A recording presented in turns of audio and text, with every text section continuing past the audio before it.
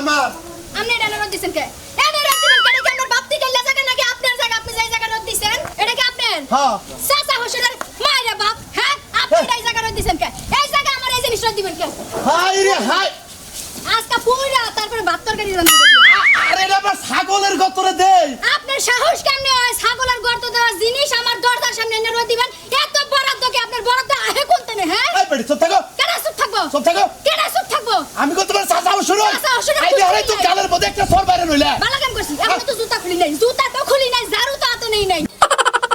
High high তুমি কি কও আমি তোমার চাচা হসুর তুমি আমারে থাবুর মারছাও আবার তুমি আমারে জুতা দা বিড়াবা এই জন্য তো এলাকার মাইসে তোমারে কয় তুমি ঝগড়াই দে তোমার হসুর লগে পড়ে না হরির লগে পড়ে না জান লগে পড়ে না ননদের লগে পড়ে না হ্যাঁ?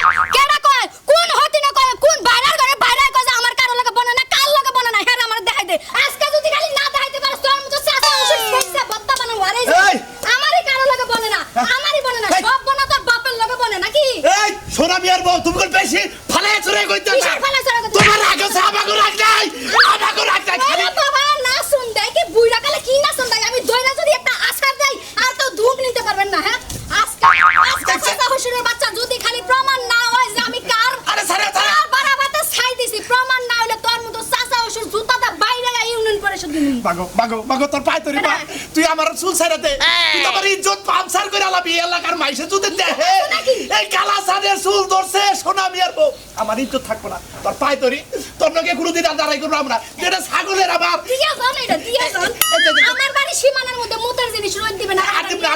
আর দেব না দাও মনে থাকবে? হ্যাঁ মন থাকবো চাচা হোসেন বলে খালি তোর জামাই লোকে দেখা